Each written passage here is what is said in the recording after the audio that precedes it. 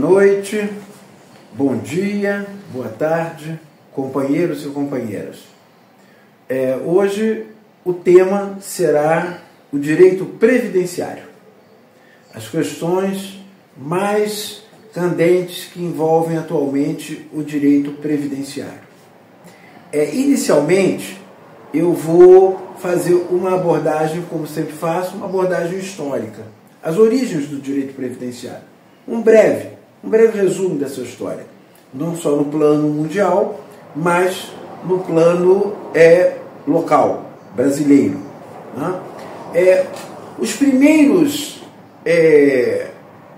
sinais daquilo que poderia se chamar de direito previdenciário aconteceu na Grécia, né? Na antiga Grécia, depois em Roma.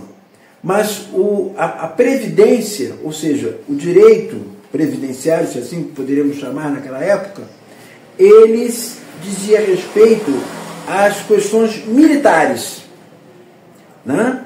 Eram, vamos dizer assim, uma espécie de uma garantia de que os militares, quando fossem à guerra, qualquer coisa que ocorresse com eles, voltassem com algum tipo de deficiência, de aleijão, né, eles teriam um ganho, né, porque ficariam afastados, né, da possibilidade do trabalho. Né?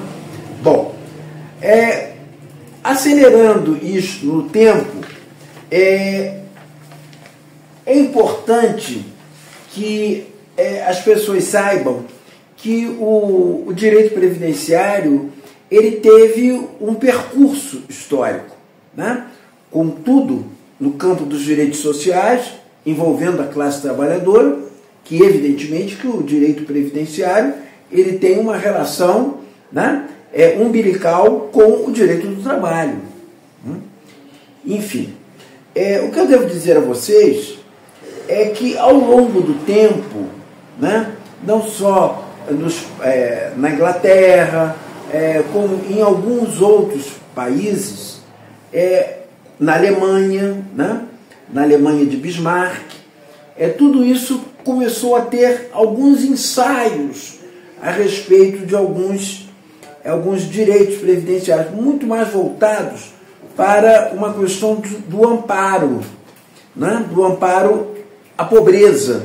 Então isso foi dando uma espécie de noção para nós hoje de que esse direito previdenciário ele tem este caráter, né? Esse caráter, vamos dizer assim, de um lado acidentário, de outro por força da idade, né? Como a gente chama, a pessoa está jubilada, né, da atividade laboral por força da idade, do tempo de trabalho. Depois tem as aposentadorias especiais, né, daquelas pessoas que exercem atividades extremamente desgastantes, né, e que por conta disso precisam se aposentar mais cedo. O que mais tenho a destacar é a questão do chamado constitucionalismo social, que nasceu com a Constituição Mexicana de 1917.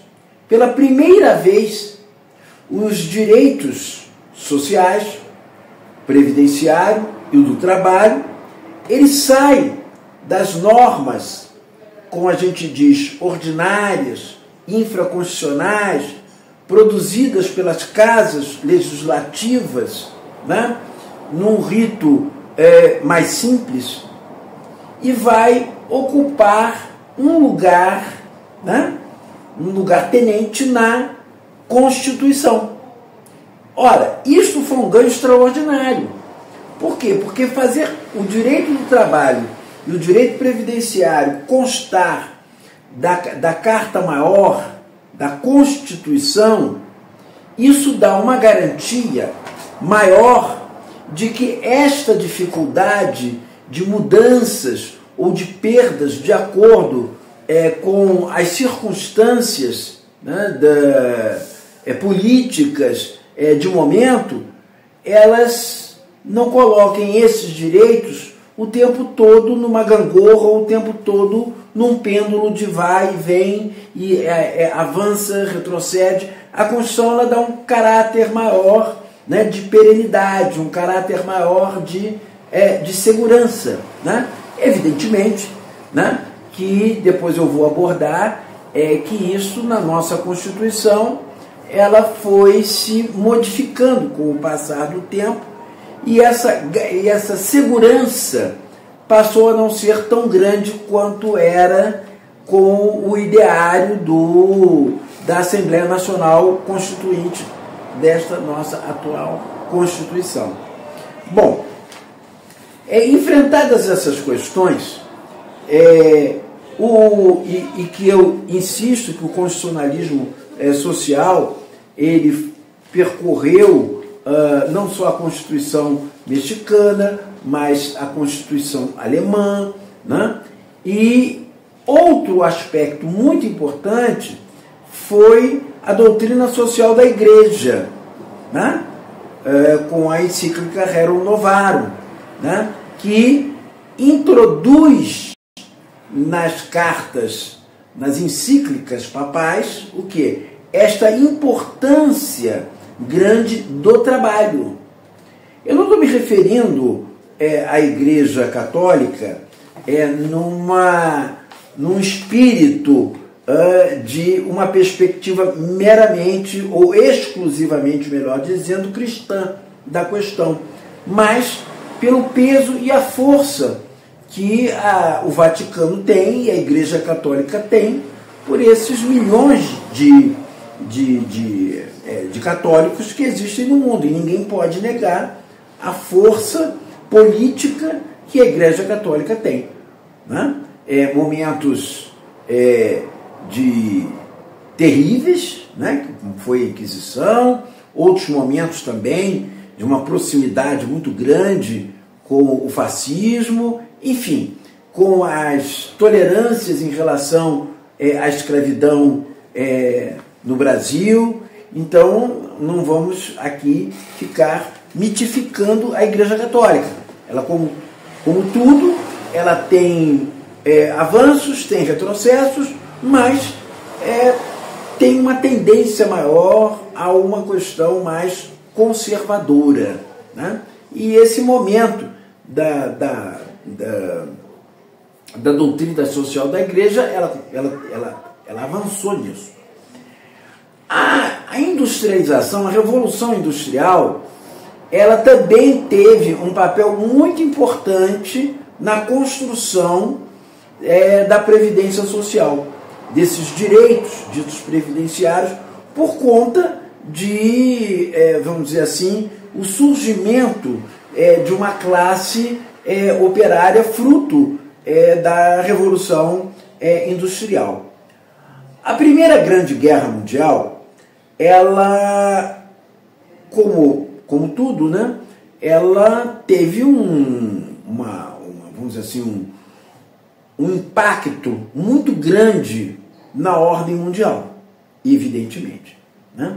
E ela, depois desta Primeira Guerra Mundial, com o Tratado de Versailles, né, começou a se desenhar algumas coisas em relação à Previdência Social. E depois, quando foi deflagrada a Segunda Grande Guerra Mundial, com o seu fim, né, e depois veio na Declaração Universal dos Direitos Humanos. Né?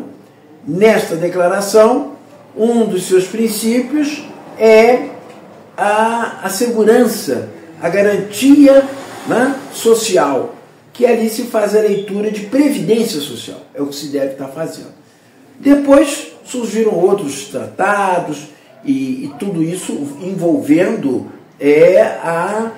uma organização internacional muito específica, que é a Organização Internacional do Trabalho, que tem convenções específicas sobre a questão previdenciária. No Brasil, nós tivemos uma previdência social né? Com o tempo todo com organizações, com estruturação, com mudanças e etc. Durante o regime militar, houve mudanças naquilo que conhecíamos sobre previdência social. Não vou entrar aqui no mérito, porque caberia realmente uma análise crítica do papel deste período, né, em relação à classe trabalhadora e em relação ao próprio direito previdenciário, né? Então, isso não vou entrar nesse mérito, porque o que eu vou me ocupar hoje é de uma questão mais atual. Eu estou apenas fazendo uma espécie vamos dizer assim, de um arcabouço, uma estrutura, né, que ela não se deu pura e simplesmente com isso que nós conhecemos agora. E essa previdência que nós conhecemos, ela obedeceu um percurso histórico, uma construção, avanços, retrocessos e luta mesmo da própria classe trabalhadora, né? Agora, vamos ao direito previdenciário naquilo que sacode a sociedade brasileira, né? Sacode a sociedade brasileira neste momento. Olha, o que se pode observar deste cenário atual da Previdência Social? Bom, a Previdência Social, ela é uma das instituições, né? Evidentemente, o Ministério da Previdência, uma das maiores arrecadações do Estado brasileiro. Uma das maiores arrecadações do Estado brasileiro. Mas o segurado, ele é apontado sempre como aquele que é afetado com as mudanças, né? Então, para isso, é preciso ter algumas noções de macroeconomia, de economia de Estado, né? Ou seja, aquilo que a gente chama de arcabouço fiscal, aquilo que nós chamamos de um programa, uma ordem jurídica, uma legislação fiscal, né, para ter controle sobre esse tipo de coisa. Então vamos lá. Quase sempre vocês ouvem nos noticiários uma linguagem muito do economicês, né, do economiquês, que é o superávit primário. O que é o superávit primário? O superávit primário, ele é a relação da receita, arrecadação, com as despesas, menos a cobrança dos juros da dívida. Olha, feito isso, o que a gente começa a pensar sobre esse superávit primário, especificamente da Previdência Social, né?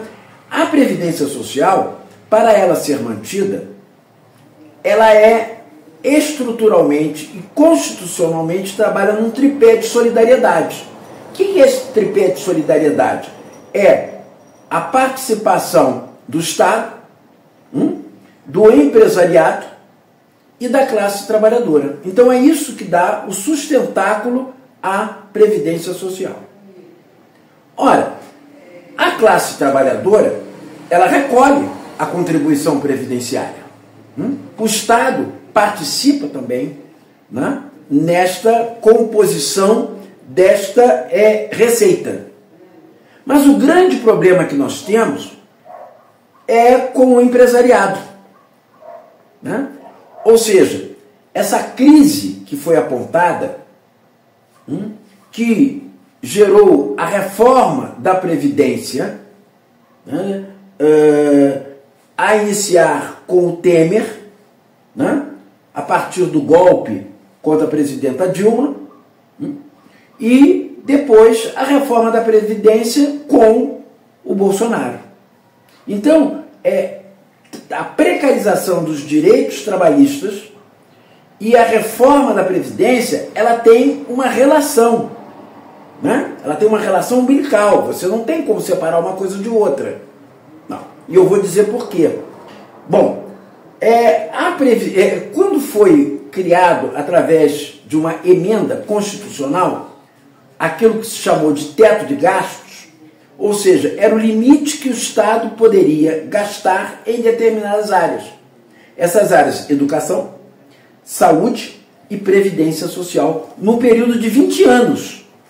Ora, como vai se fazer isso ao longo de 20 anos, se a economia, em 20 anos, ela tem mudanças importantíssimas? Tem crescimentos, tem retrocessos. Agora, essas áreas sensíveis, elas não podem estar limitadas com teto de gasto, porque previdência, educação e saúde não é gasto, é investimento. É investimento, evidentemente que é investimento. Ora, esta emenda que levou à reforma da Previdência Social, ela subtraiu uma série de direitos históricos que foram retirados dos trabalhadores. Por que eu falo trabalhador? Porque o direito previdenciário não se resume só na aposentadoria, naquele que trabalhou, né? Ele atinge também a classe trabalhadora no curso da sua história laboral. Por exemplo, o que hoje chamamos, né, de incapacidade temporária, que era o antigo auxílio-doença, ele é para o trabalhador, no momento em que ele adoece. O acidente do trabalho é no momento em que ele está trabalhando, né? Já as pensões e aposentadorias, essas não. Essas são daqueles que deixaram de trabalhar, né? Se aposentaram, né? Com aquele cálculo de tempo de contribuição, de idade, faz aquela equação para poder chegar ao valor da sua aposentadoria e da sua pensão. Não vou entrar no ponto a ponto do que a reforma da Previdência Social atingiu a Lei 8.213/91, que é a Lei de Benefícios, e a Lei 8.212/91, que é a Lei de Custeio. Isso aí talvez seja matéria até mesmo de uma proposta, mesmo de um curso que pretendo oferecer, né? E eu vou mostrar a vocês como as coisas estão no cenário de hoje. Ora, a política neoliberal, né, ela tem como alvo principal as relações entre o capital e o trabalho. E como isso se dá de forma mais acentuada mesmo do que o próprio liberalismo, né? Ela é uma radicalização, né, do sistema capitalista. Ou seja, o trabalho ele vai perdendo o seu valor, né, dentro dessa estrutura econômica de exploração. Ele cada vez fica mais. E vocês vão entender exatamente o porquê que esse sistema neoliberal, ele aposta no desemprego. Ele aposta no desemprego, claro, porque ele trata o trabalho como tudo dentro desse sistema. Ou seja, quando você coloca uma massa de pessoas fora do mercado de trabalho, a ocupação ela se torna uma disputa muito grande, porque a oferta é muito grande e aí cai o valor, né? Ou seja, quando você está com uma situação de quase pleno emprego ou pleno emprego, quem necessita mais do trabalhador é o empresariado, né? É o empregador. Então, nesta relação, a classe trabalhadora consegue exigir melhores ganhos e mais direitos, né? Então, esse exército do desemprego, ele é uma política do neoliberalismo, né? Ao contrário, vamos dizer assim, não só da esquerda, como até mesmo, de alguma maneira, a social-democracia, ela não trabalha com esta ideia de tragédia social, para ter lucro com a tragédia social. O que acontece com o desemprego? Quando o desemprego é grande, a arrecadação diminui. A arrecadação previdenciária, de contribuição previdenciária, ela diminui. Então, o desemprego também é um dos elementos de crise, né? É dentro desse déficit fiscal, ou seja, a falta, né, de recursos para cobrir, né, os direitos previdenciários.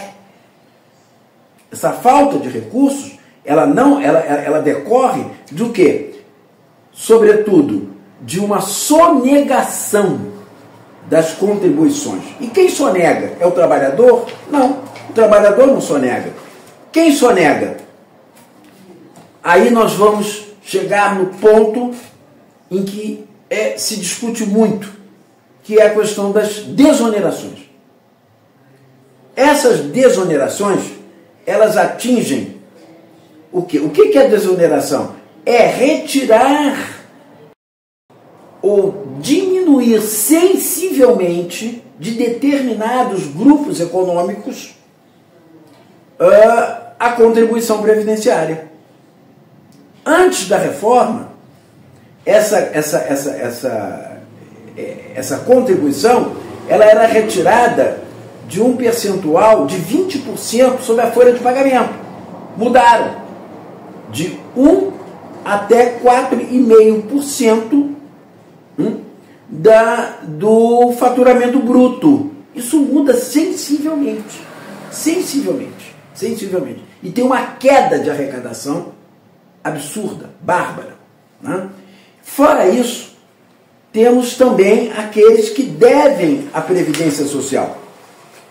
Devem a Previdência Social, que não são poucos, são as grandes empresas, são os grandes grupos econômicos, são as grandes atividades econômicas que têm essa questão da dívida, né? De não pagar, de sonegar.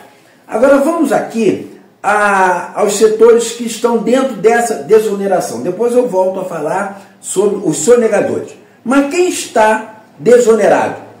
Confecção e vestuário, calçados, construção civil, call center, comunicação, construções e obras de infraestrutura, couros, fabricação de veículos e carrocerias, máquinas e equipamentos, proteína animal, tá aí o agronegócio nisso, têxtil, tecnologia da informação e comunicação, projeto de circuitos integrados, transporte metroviários de passageiros, transporte rodoviário coletivo, transporte de rodovias de cargas. Ou seja, em 2024, essa desoneração ela implicou em 12 bilhões em perdas de arrecadação, né? Então, agora, o grande escândalo é o seguinte: todas essas atividades não são as atividades que mais empregam. E eles, não só satisfeitos com a desoneração, eles promoveram uma demissão em massa. Então, não só estimularam o desemprego, diminuíram a sua arrecadação e mais. O que foi que aconteceu? Criou uma crise social enorme. Tenho aqui para dizer a vocês, já finalizando, a questão racial, né? E a questão de gênero, né? Tanto raça quanto gênero são afetados nessa relação previdenciária. Por quê? Por conta de que as mulheres, né, têm um percentual enorme, né, que estão na faixa da pequena remuneração, do salário mínimo. Né? Embora não tenhamos ainda dados assim precisos a esse respeito, mas hoje nós temos, por força de lei, que essas informações sobre raça e gênero, elas têm que ser informadas. A questão racial, ela e isto foi introduzido pela Lei 14.553, de 2023, já governo atual, E que esses dados raciais eles são importantes para a gente saber exatamente em que faixa está, né, os negros, né, e também as mulheres dentro dos valores que recebem de benefício. Evidentemente que é fácil de entender porque que, vamos num recorte racial, os brancos recebem maior valores de aposentadorias, de pensões, etc. Por quê?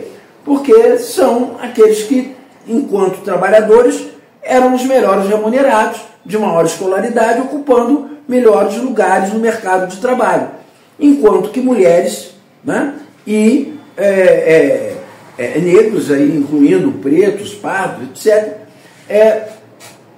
acabam naquela faixa de 40% recebe na faixa de um salário mínimo. 40%.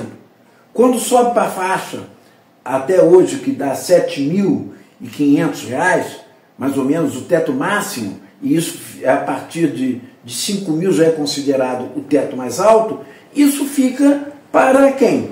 Para aqueles que tiveram uma grande contribuição por força do seu ganho ou por força da sua atividade econômica. E isso fica fácil porque os institutos de pesquisa, como IPEA, IBGE, tudo isso tem hoje esses dados. Então vamos agora à questão dos devedores. Os devedores maiores são aqueles que realmente dominam o mercado.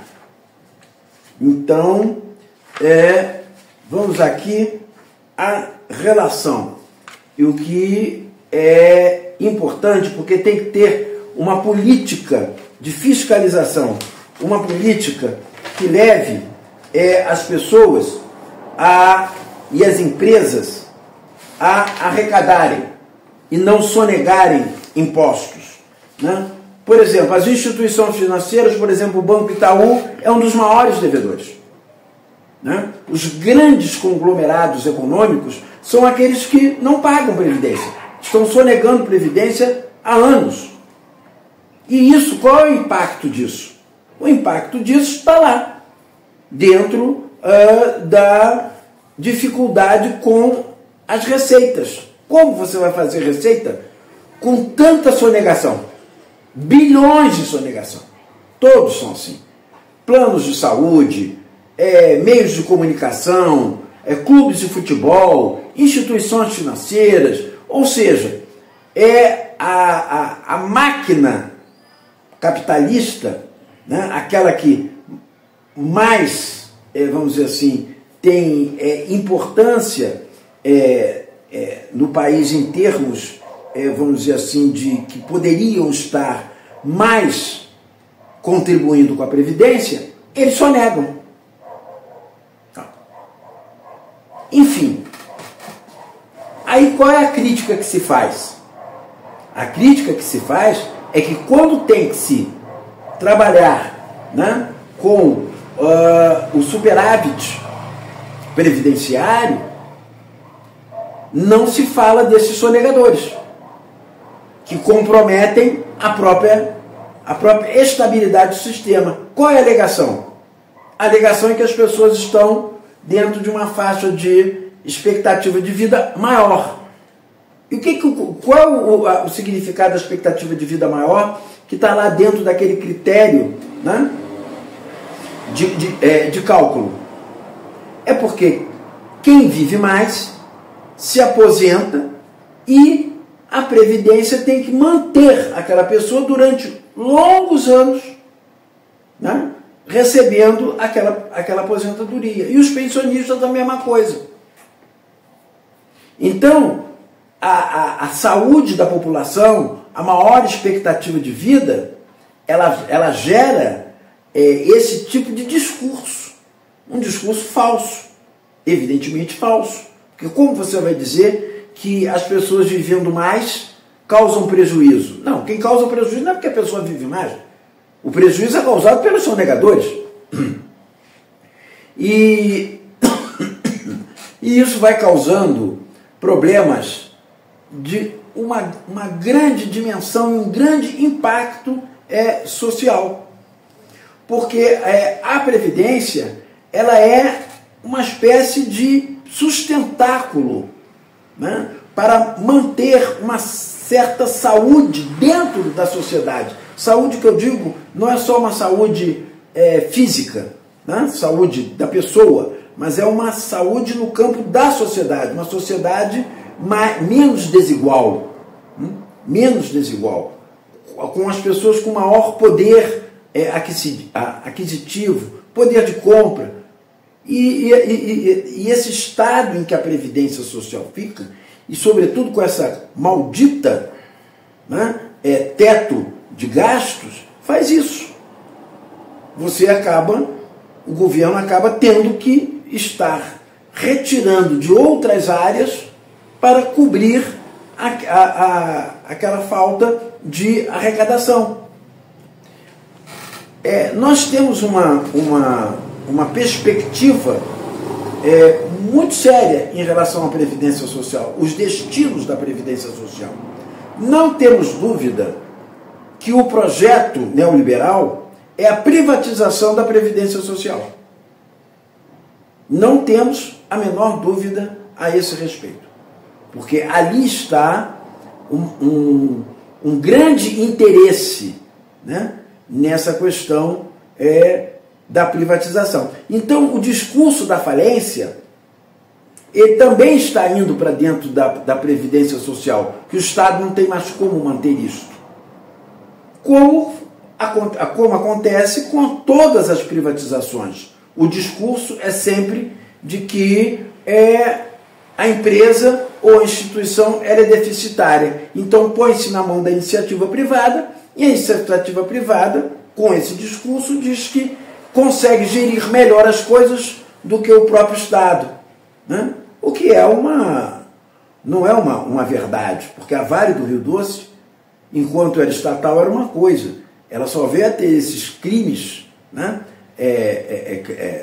vamos dizer assim, ambientais, né, como o Brumadinho e etc., a partir da sua privatização, porque não houve nenhum interesse da iniciativa privada investir em segurança. Então a gente tem que ter bem claro que esse discurso de que o privado gere melhor do que o público, isso tudo é uma estratégia, é um discurso. E dependendo do governo que se está, essas políticas de privatização, elas são incentivadas ou não são. Ou você tem regimes mais preocupados com a sociedade, mais preocupados com a classe trabalhadora, né, que, enfim, preserva essas grandes instituições, essas grandes empresas nacionais e, enfim, porque elas compõem uma história de soberania econômica, né? Soberania econômica, ela significa algo que não combina e não satisfaz com os interesses do neoliberalismo, porque o que ele menos quer é soberania econômica, o que ele mais quer é dependência econômica, né? Então essa minha fala hoje sobre previdência social, eu atentei para a questão mais importante. Ela é mais importante. É a população ficar de olho nos rumos em que se estão tomando a Previdência Social. Ela só não toma rumos piores por força de um governo mais democrático, um governo que é bastante diferente do governo golpista de Michel Temer e do governo autoritário, personalista, né, do antigo ocupante do Poder Executivo brasileiro.